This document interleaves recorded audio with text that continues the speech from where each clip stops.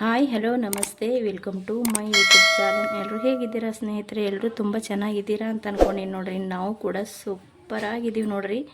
ನಾನಂತೂ ಇವತ್ತು ತುಂಬ ಟೇಸ್ಟಿಯಾಗಿರೋಂಥ ಅಷ್ಟೇ ಸುಲಭವಾಗಿ ಮಾಡ್ಕೊಳ್ಳೋವಂಥ ಒಂದು ರೆಸಿಪಿನ ತೊಗೊಂಡು ಬಂದಿದ್ದೀನಿ ರೀ ಸ್ನೇಹಿತರೆ. ತುಂಬ ಚೆನ್ನಾಗಿರುತ್ತೆ ಈ ರೆಸಿಪಿ. ಮಾಡೋದು ಕೂಡ ತುಂಬ ಈಸಿನೇ ಇರುತ್ತೆ. ಪ್ರತಿಯೊಬ್ಬರಿಗೂ ಇಷ್ಟ ಆಗುತ್ತೆ ಅಂತ ಅಂದ್ಕೊಂಡಿನಿ. ವಿಡಿಯೋನ ಎಲ್ಲಿ ಸ್ಕಿಪ್ ಮಾಡಿದೆ ಕೊನೆ ತನಕ ನೋಡ್ರಿ. ತುಂಬ ಟೇಸ್ಟಿಯಾಗಿರೋಂಥ ಈ ರೆಸಿಪಿ. ಬರ್ರಿ ಈ ರೆಸಿಪಿ ಮಾಡೋದು ಹೇಗೆ ಮತ್ತು ಏನೆಲ್ಲ ಬೇಕು ಅಂಥೇಳಿ ಹೋಗಿ ನೋಡ್ಕೊಂಡು ಬರೋಣ ಬನ್ನಿ ಸ್ನೇಹಿತರೆ.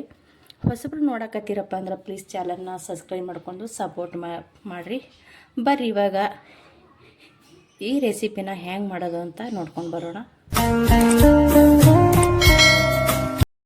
ಹೆಸರು ಕಾಳು ದೋಸೆ ಮಾಡೋಕ್ಕೆ ನೋಡ್ರಿ, ನಾನಿಲ್ಲಿ ಹೆಸರು ಕಾಳನ್ನು ನೆನೆ ಹಾಕ್ಕೊಂಡಿನ್ರಿ. ಚೆನ್ನಾಗಿ ನೆನೆಸ್ಕೋಬೇಕು. ಹೆಸರು ಕಾಳು ಈ ರೀತಿ ನೆಂದೈದ್ರಿ ಚಂದ.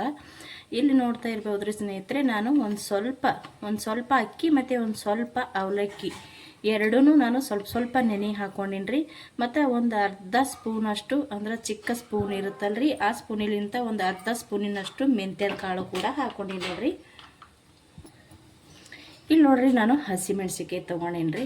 ಒಂದು 5 ಹಸಿಮೆಣಸಿನ್ಕಾಯಿ ಮತ್ತು ಸ್ವಲ್ಪ ಜೀರಿಗೆ ಮತ್ತು ಕೊತ್ತಂಬರಿ ಸೊಪ್ಪನ್ನು ಬಿಡಿಸ್ಕೊಂಡ್ಬಿಟ್ಟು ಕ್ಲೀನ್ ಮಾಡಿ ತೊಳೆದು ಇಟ್ಕೊಂಡ್ಬಿಟ್ಟೇನ್ರಿ. ಇದಿಷ್ಟು ನಾವು ಇವಾಗ ನುಣ್ಣಗೆ ರುಬ್ಕೊಂಡು ತೊಗೋಬೇಕು ನೋಡ್ರಿ. ಇದನ್ನು ಮುಂಚೆನೇ ಕ್ಲೀನಾಗಿ ತೊಳೆದ್ಬಿಟ್ಟು ನೆನೆ ಹಾಕಿದ್ದೀರಿ. ಇವಾಗೂ ಒಂದು ಸತಿ 2 ಸತಿ ತೊಳ್ಕೊಂಬಿಟ್ಟು ನೀರನ್ನ ತೆಗೆದು ತೊಗೊಂಡಿನಿ. ಇವಾಗ ಇಲ್ಲಿ ನಾನು ಮಿಕ್ಸಿ ಜಾರಿಗೆ ಈ ಹೆಸರು ಕಾಳನ್ನ ಹಾಕ್ಕೊಳಕತ್ತೀನಿ ನೋಡ್ರಿ. ಇಷ್ಟು ನೀಟಾಗಿ ಹಾಕೊಳ್ಳೋದು. ಹಸಿಮೆಣ್ಸಿನ್ಕಾಯಿ, ಜೀರಿಗೆ ಮತ್ತು ಸ್ವಲ್ಪ ಕೊತ್ತಂಬರಿ ತೊಗೊಂಡಿದ್ದು ನೋಡ್ರಿ. ಇದು ಕೂಡ ನಾನು ಒಟ್ಟಿಗೆ ಹಾಕೋತೀನಿ ರೀ. ಮತ್ತು ಇವಾಗ ಇಲ್ಲಿ ಅಕ್ಕಿ ತೊಗೊಂಡಿದ್ದು ನೋಡ್ರಿ, ಅಕ್ಕಿ ಕೂಡ ಹಾಕೋತೀನಿ. ಅಕ್ಕಿನೂ ನಾನು ಮುಂಚೆನೇ ಅಕ್ಕಿ, ಒಂದು ಸ್ವಲ್ಪ ಅವಲಕ್ಕಿ ಮತ್ತು ಸ್ವಲ್ಪ ಮೆಂತ್ಯದ ಕಾಳು ಅಂತ ಹೇಳಿದ್ದು ನೋಡ್ರಿ. ಸ್ವಲ್ಪ ಜಾಸ್ತಿ ಏನು ನೆನೆ ಇಟ್ಕೊಳಕ್ಕೆ ಹೋಗ್ಬಾರ್ದ್ರಿ. ಇದು ಅವಲಕ್ಕಿ ಒಂಚೂರು ಉಬ್ಬೈತಿ. ಇವಾಗ ಇದನ್ನು ಚೆನ್ನಾಗಿ ನೆಂದೈತಿ. ಇದು ಕೂಡ ಒಟ್ಟಿಗೆ ಹಾಕ್ಕೊಂಡು ರುಬ್ಕೋಬೇಕಾಗ್ತದ್ರಿ. ಅಕ್ಕಿ ಕೂಡ ಹಾಕೊಂಡೆ ರೀ. ಹಸಿಮೆಣ್ಸಿನ್ಕಾಯಿನೂ ಕೂಡ ಹಾಕೊಂಡೇನ್ರಿ. ನಾನಿಲ್ಲಿ ಖಾರದ ಪುಡಿ ಕೂಡ ಹಾಕೊಳಕತ್ತೀನಿ. ಯಾಕಪ್ಪ ಅಂದ್ರೆ ಟೇಸ್ಟ್ ಅಂತೂ ಚೆನ್ನಾಗಿರ್ತದ್ರಿ. ಹಸಿಮೆಣ್ಸಿನ್ಕಾಯಿನೂ ಹಾಕೊಂಡಿನಿ, ಖಾರದ ಪುಡಿನ ಹಾಕೊಂಡಿನಿ. ಇಲ್ಲಿ ಸ್ವಲ್ಪ ಸಕ್ಕರೆ ಸೇರ್ಸಕತ್ತೀನಿ. ಇವಾಗ ಇದಕ್ಕೆ ಸ್ವಲ್ಪ ನೀರು ಹಾಕೊಂಡ್ಬಿಟ್ಟು ಇದನ್ನು ನುಣ್ಣಗೆ ನಾನು ರುಬ್ಕೊಂಡು ತೊಗೊಂಡು ಬರ್ತೀನಿ ನೋಡ್ರಿ. ನಾನಿಲ್ಲ ಸ್ವಲ್ಪ ನೀರು ಹಾಕೊಂಡಿನ್ರಿ. ಇವಾಗ ಇದಿಷ್ಟನ್ನು ನುಣ್ಣಗೆ ರುಬ್ಬಿ ತೊಗೊಂಡು ಬರೋಣ ನೋಡ್ರಿ. ಇದು ಎಷ್ಟು ಸಾಧ್ಯ ಆಗ್ತದ ಅಷ್ಟು ಸಣ್ಣಗೆ ಇದನ್ನು ರುಬ್ಕೊಂಡು ಇದು ಒಂದು ಬೌಲಿಗೆ ಹಾಕೊಂಡಿನ್ರಿ ನಾನು. ಇವಾಗ ಇದಕ್ಕೆ ಇವಾಗ ಉಪ್ಪು ಸೇರ್ಸಮತ್ರಿ. ಇದಕ್ಕೆ ರುಚಿಗೆ ತಕ್ಕಷ್ಟು ನೋಡಿಕೊಂಡು ಉಪ್ಪನ್ನ ಸೇರಿಸ್ಕೊಳಮ್ರಿ. ಉಪ್ಪು ಹಾಕೊಂಡ ನಂತರ ಇದನ್ನು ಚೆನ್ನಾಗಿ ಮಿಕ್ಸ್ ಮಾಡ್ಕೊಳಮ್ರಿ. ಇದನ್ನು ಚೆನ್ನಾಗಿ ಮಿಕ್ಸ್ ಮಾಡಿಕೊಂಡು ಇವಾಗ ಇದೇನು ನಾವು ರುಬ್ಬು ತೊಗೊಂಡಿವಿ ನೋಡ್ರಿ. ಹೆಸರು ಕಾಳನ್ನ ನೆನೆಸ್ಬೇಕಂತೇನಿಲ್ಲ ರೀ. ರುಬ್ಬದ ಬಳಕ ಹಾಗೆ ಡೈರೆಕ್ಟ್ ಮಾಡ್ಕೊಂಡೇ ಬಿಡ್ಬೋದು ರೀ. ಚೆನ್ನಾಗಿ ಆತವ ಮತ್ತು ಟೇಸ್ಟಿಯಾಗಿನೂ ಆತಾವ್ರಿ. ಇದು ಉಪ್ಪು ಹಾಕ್ಕೊಂಡು ಇವಾಗ ಮಿಕ್ಸ್ ಮಾಡ್ಕೊಂಡೆ ನೋಡ್ರಿ. ಬರ್ರಿ ಇವಾಗ ದೋಸೆ ಹಾಕಮ್ರಿ ನೋಡ್ರಿ. ನಾನು ಗ್ಯಾಸ್ ಹಚ್ಚಿ ತವಾ ಕೂಡ ಇಟ್ಟಿದ್ದೀನಿ. ಅದಕ್ಕೆ ಒಂದು ಸ್ವಲ್ಪ ಎಣ್ಣೆ ಕೂಡ ಹಚ್ಚಕತ್ತೀನಿ ನೋಡ್ರಿ. ಈ ಹೆಸರು ಕಾಳಿನ ದೋಸೆ ಅಂತೂ ತುಂಬ ಚೆನ್ನಾಗಿ ಆತಾವ್ರಿ ಮತ್ತು ಆರೋಗ್ಯಕ್ಕೂ ಕೂಡ ತುಂಬ ಒಳ್ಳೆಯೇ ಅಂತ ಹೇಳ್ತೀನಿ ರೀ. ಟೇಸ್ಟಿಯಾಗಿರುತ್ತೆ. ಇದಕ್ಕಂತೂ ಯಾವ ಚಟ್ನಿ ಬೇಕಂತೂ ಇಲ್ಲ ನೋಡ್ರಿ.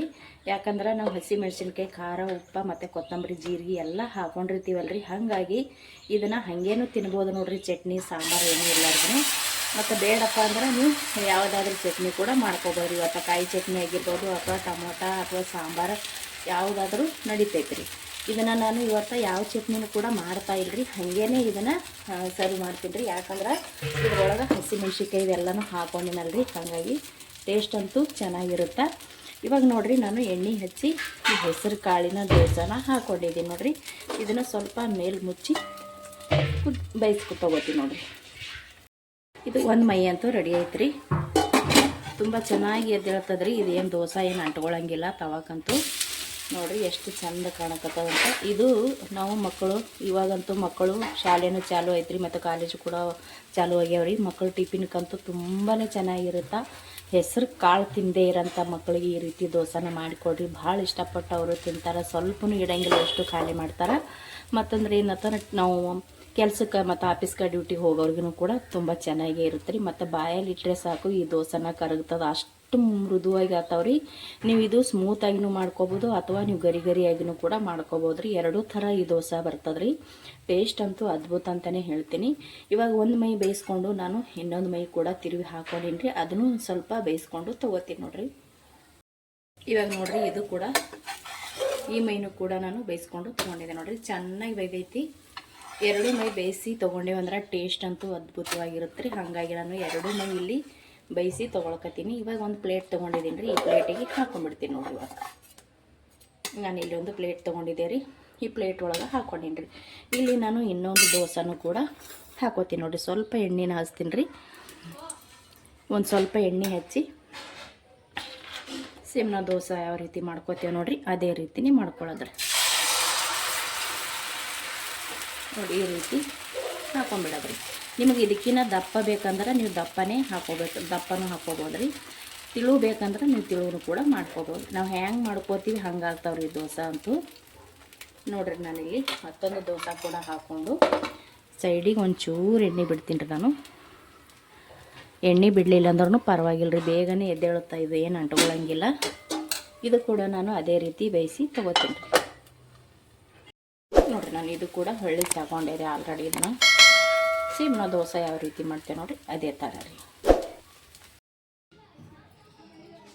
ರೆಡಿ ಅದ ನೋಡಿರಿ ಹೆಸರು ಕಾಳಿನ ದೋಸೆ. ತುಂಬ ಟೇಸ್ಟಿಯಾಗಿರುತ್ತೆ ಮತ್ತು ತುಂಬ ಚೆನ್ನಾಗಿರುತ್ತೆ ರೀ. ತುಂಬ ಮೃದುವಾಗಿ ಕೂಡ ರೆಡಿ ಆಗ್ತಾವ್ರಿ ಈ ದೋಸೆ.